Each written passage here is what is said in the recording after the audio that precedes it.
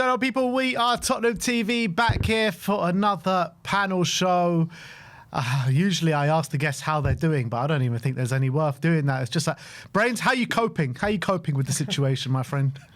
Man, with copious amounts of drugs to see me through the dark nights and the barely livable days. I've become a full-blown alcoholic, which is helping somewhat. And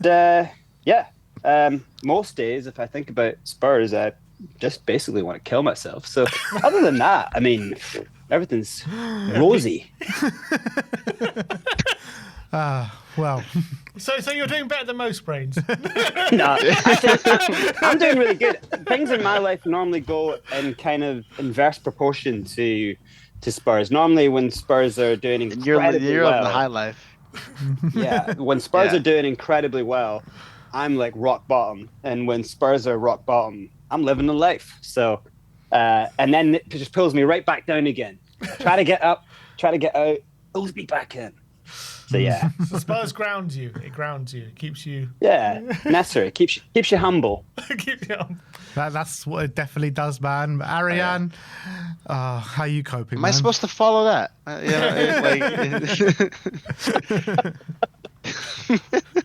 It's good like morning, first of all. Good morning. Good morning. Thanks Yeah, for waking up 6:30 a.m. eventually. Yeah, Putting your eventually. Britney Spears headpiece on and actually joining us, for God's sake. You're welcome. Got it to work finally.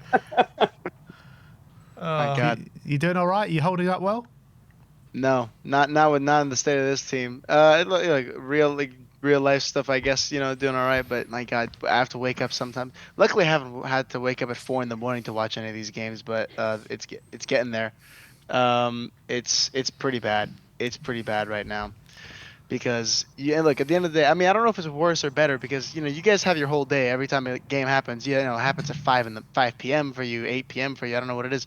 I start off my entire weekend right in at the ass crack of dawn. I wake up at 7 a.m. That's how you start off your day, seeing Spurs I get start battered. I wake That's up at the way like to 7 start the a.m., day. 8:30 a.m. for the North London or whatever it is, and it's just anything I've got good going on or any inkling of positive energy for this weekend gone immediately. It's terrible with the state of this club, or even sometimes midweek in case they haven't done enough damage. So, it's bad right now. It's not great. Ariane, how long have you been following Spurs for now? Because you're obviously a relatively younger fan compared to most of us. Yeah. Watch yourself, Sam.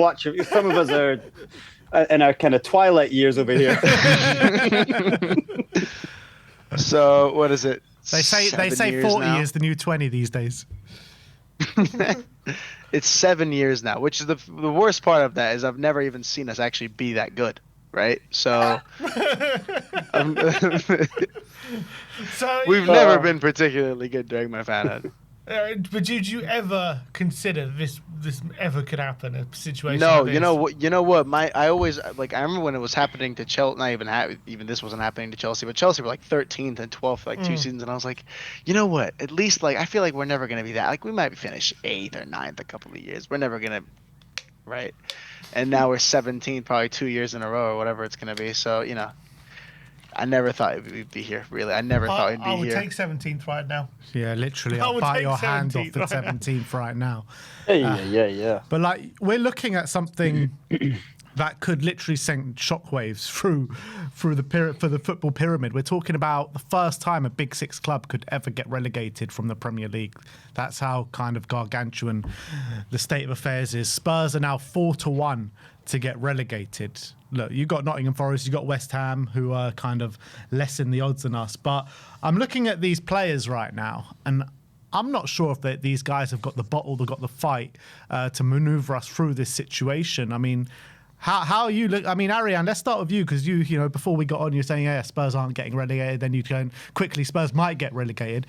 Do you feel like do you feel like these players do have the bottle and the fight to see us through this?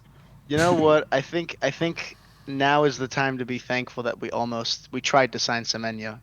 I look at this situation and I wonder what would it have been like had we not tried to sign Semenyo in that January window, or Guehi. Imagine if we didn't try to sign these players. No, Proper ambition, that proper ambition. yeah, that's this is where you have to be thankful for Enoch. I wake up and I say thank you, Enoch. But I think in seriousness, I did definitely. We've got some players we've got a few players coming back. Romero's coming back. Porro's coming back. I think probably around the last few games we're gonna have Kudus coming back. Like we're gonna have a little bit because of we did quality so coming back. fantastically well when they were in the team. Well, but I think maybe something will be better if we have players that we accept are generally at least a little better than what we have right now. And I think the teams below us are worse, but the thing is, I was telling this to my other friends. It was like, look, it's not even that we're in a situation where we're very likely to get relegated. Like it could happen. I don't think it quite will. I think we'll probably squeeze out enough points to be slightly not as bad as Forest or Leeds. I think those are teams that are probably going to go down. I think West Ham look really good right now. But the reality is we have been as poor as any team that's been like we've been poor enough that there are seasons where we would have been relegated or much likelier to get relegated. Or if we didn't have those that flukish league, what is obvious now to be an incredibly good fluky start to the season, right? If we didn't have those periods, then we'd be in a different conversation entirely. But we did, and I think that'll keep us up. My issue is not this season. We're at a very critical moment right now as a club, right? Going into next season after. And I just don't trust 2 seasons on the bounce. You have to look and say, look, this is the level. This is the level of this squad. This is the level of this club in the moment. Do you trust the ownership to drag us out of it? I don't. What's separating us from becoming an Everton or a West Ham? What's separating us from being that? Just because we sit in a 60,000 seater stadium or we make more money, look, are we really going to make that much money? How many? We've seen the reports of sponsors looking to pull out.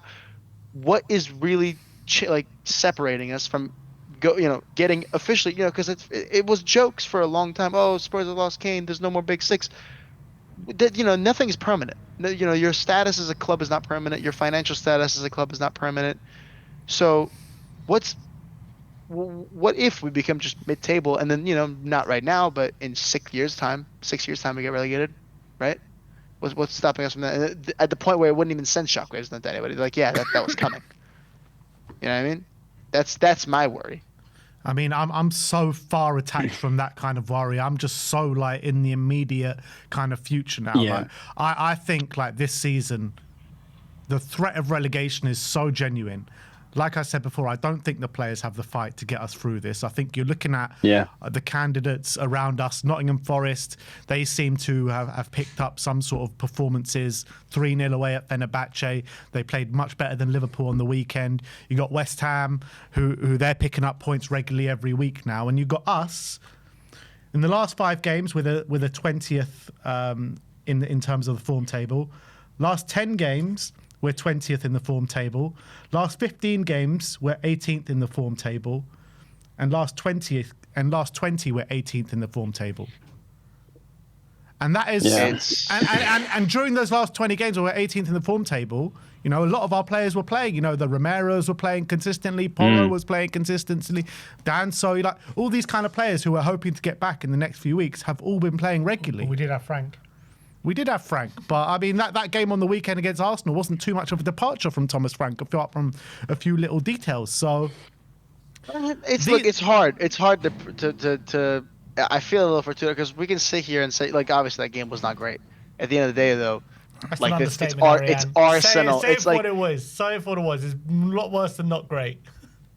It was horrible, right? But also, I feel for Tudor because his first game is literally the hardest game to play, right? It's against. I'm not having that. Oh, it's Arsenal, so it's got to be a pass because we've seen teams that we perceive as worse than this back in the 90s, back in the early 2000s. When you play Arsenal at home, it's a non-negotiable.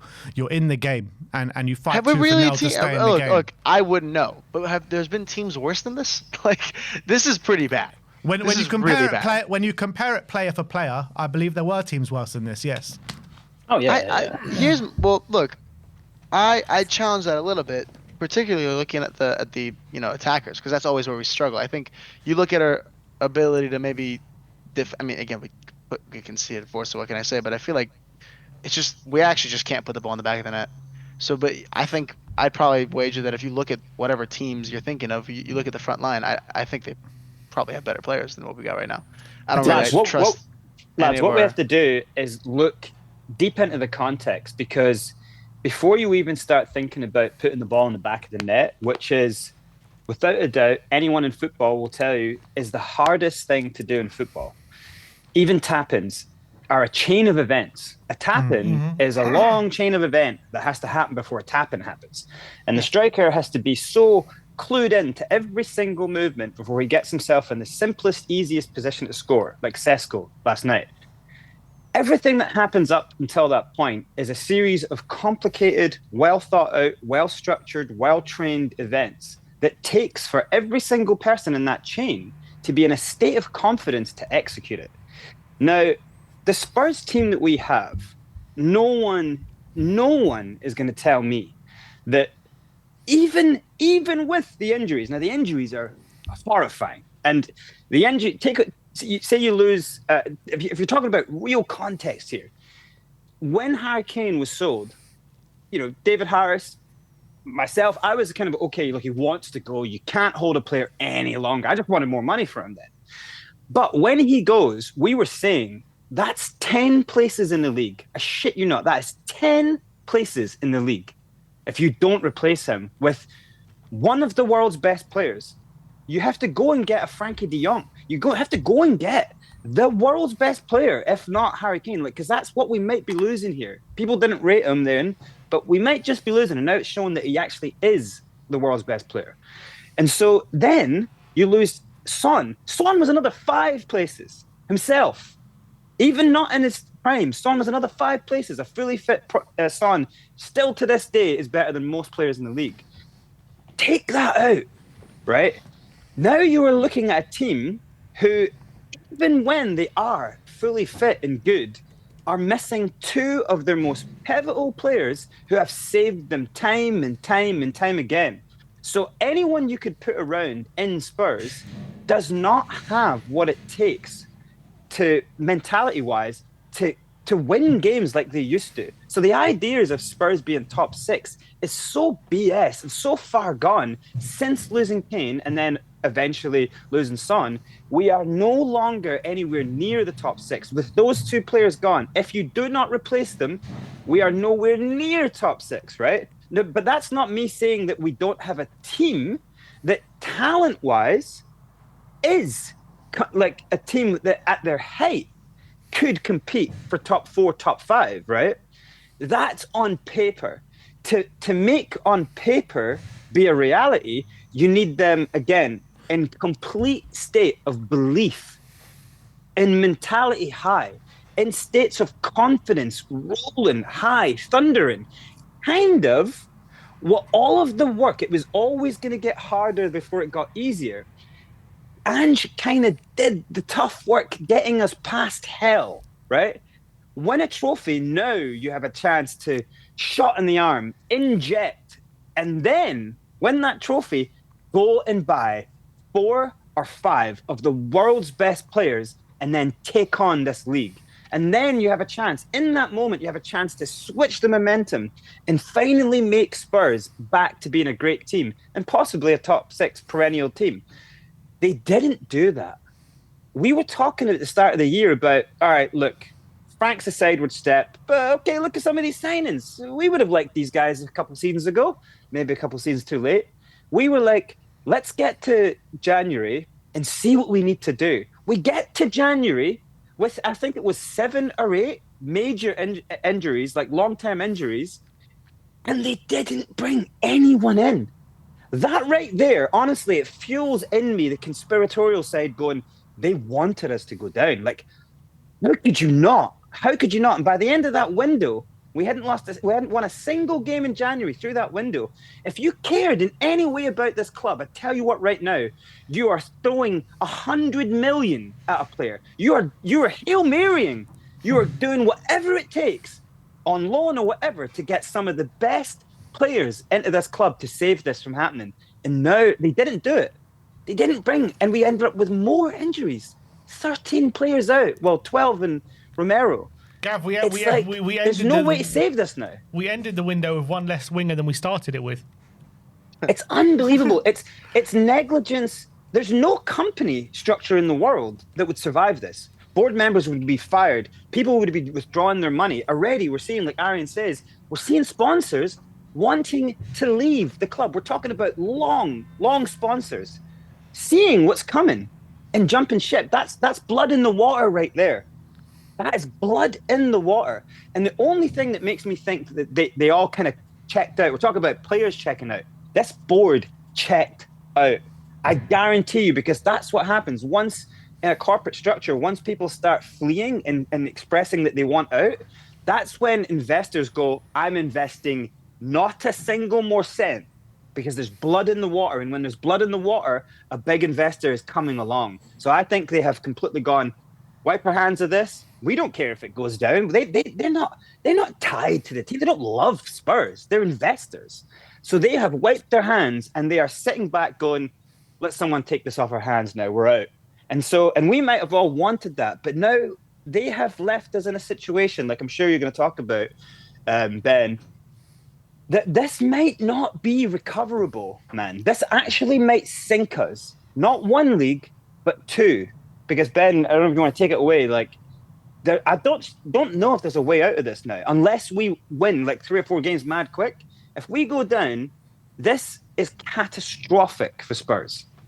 No, it really is. And I've actually got some stats. I was watching this really interesting podcast earlier today, The Business of Sport, and they were talking about how catastrophic this relegation could actually be for Spurs. Like I mentioned, no top 6 club has ever been relegated. When Spurs got relegated in the 70s, right, the football landscape was in a very, very different space. Clubs made the majority of their money through ticket sales, wages weren't as high, contracts weren't as long, and the clubs, particularly the top 6, because the top 6 just didn't have the vast cost bases that they have now, and the big 6, Spurs, Chelsea, Arsenal, Man City, Manchester United, Liverpool, their running costs of the football club are gargantuan, they're massive.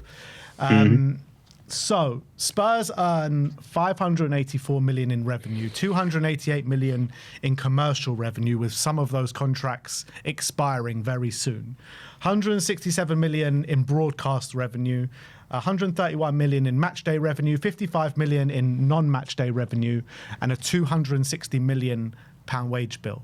So that wage bill is obviously small in comparison to the top 6, but in comparison to the rest of the league and definitely to the Championship, it's very, very big. Missing out on Europe can have an 8-figure sponsorship-only ramification.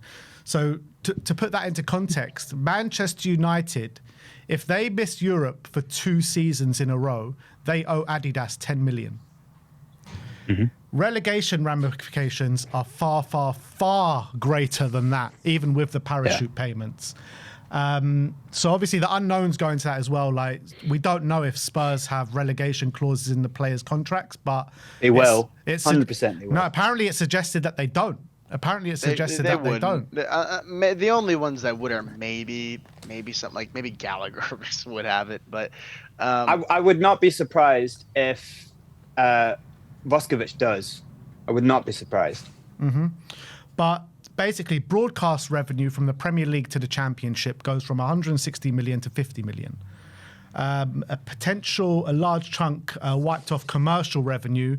They were talking in the podcast in the ballpark of about 100 million.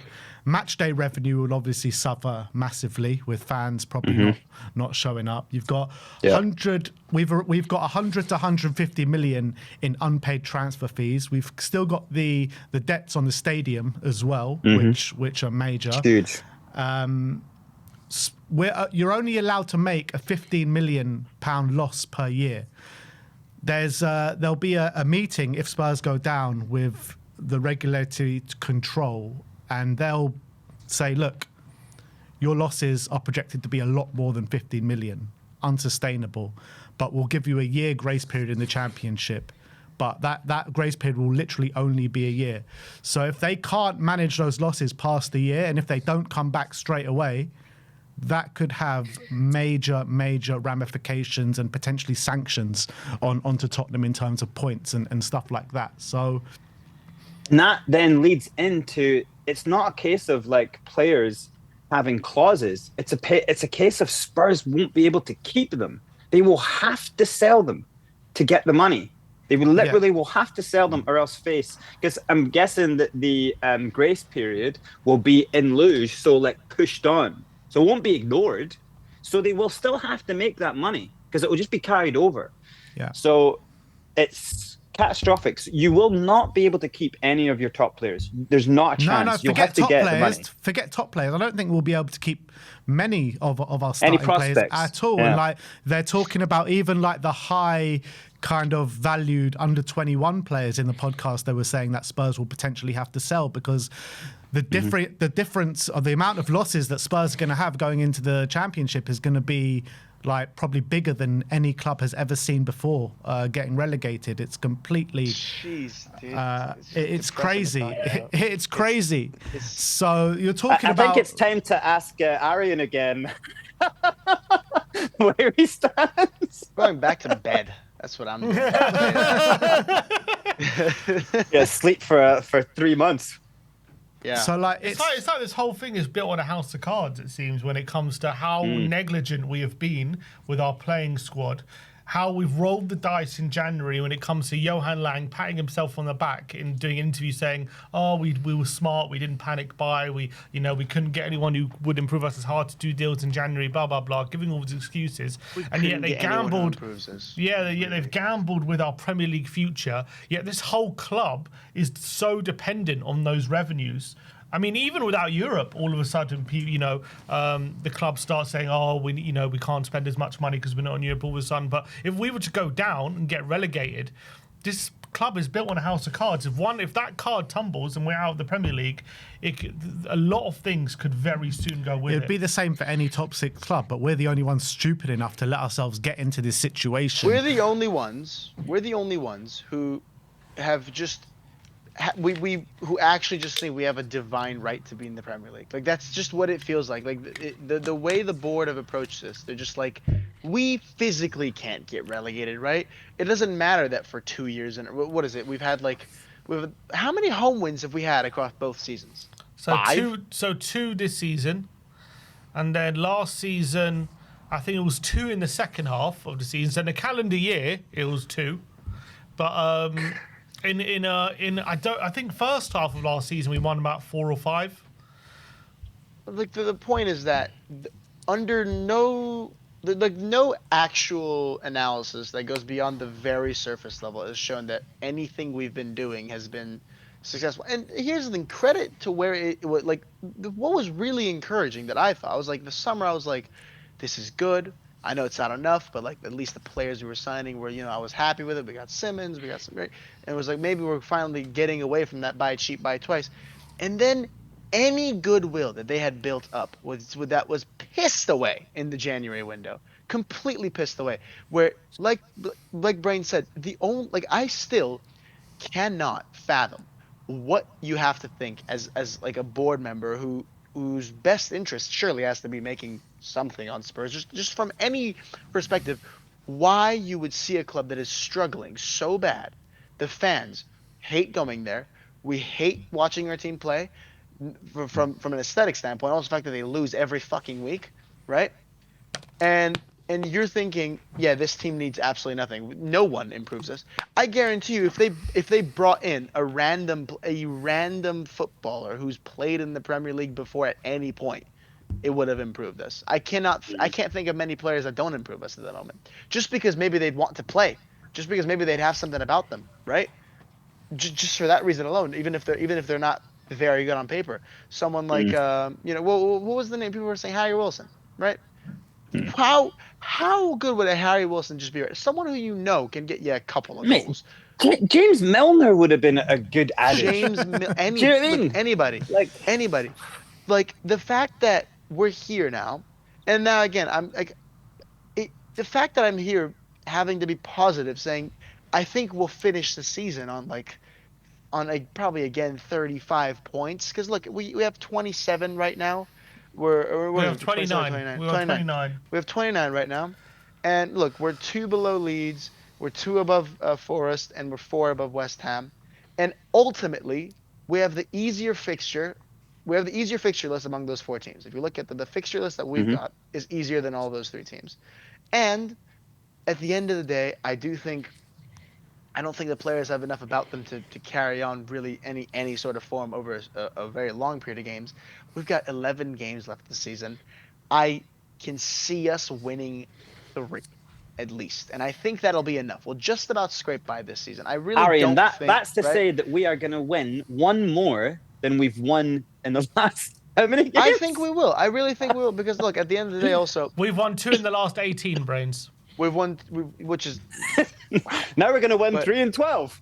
I think we will. 3 and 11. I think 3 and 11. Look, it's funny, but I think we will probably. Just, I actually we have think the easiest fixture list. I actually think this season could be quite a high mark in terms of the relegation zone. I think West Ham and Forest are going to get more points than people think, in my opinion. I don't think Forest will. Teams. I really don't think Forest will. I know they played well against Liverpool, but I think Forest are going to I think what you have to look at is the context of each team, right? Now, West Ham, they're kind of in and around here for a while, so you have to think that when it comes to this is like a seasonal thing, right? When it comes to this period of the season, they'll be getting like energized, like, all right, like roll them up, let's go. You know, we were here last time, we've been here a few times. Same with Forest. Forest know what it's like going down, and they know what it does to your club, and they know how, like, your fan base, everything around Forest right now will be building, and momentum will be like, all right, look, we got very close against Liverpool, we're playing good football. Then you look at their team and you go, oh, okay, look, you know, they could do something here. Momentum and confidence, you could see it's in them. I know they pepper goals all game but don't score, but they just keep going. And you can see something in them on the face of the players. They push, they fight. You can't tell me you're looking at Elliot Anderson saying that player's going down. You can look at some of their players and go, there's no way that those players are going down. You look at the faces of some of our players during games, and you're going, there is no way that player is fighting, is rolling his sleeves up and fighting. Because remember this quote, and obviously Conor McGregor kind of plagiarized it, but hard work beats talent when talent refuses to work hard. Now, in this context, I'm not even saying that it's even possible for them to work hard. And in fact, that might be the worst thing for them, because they are so spent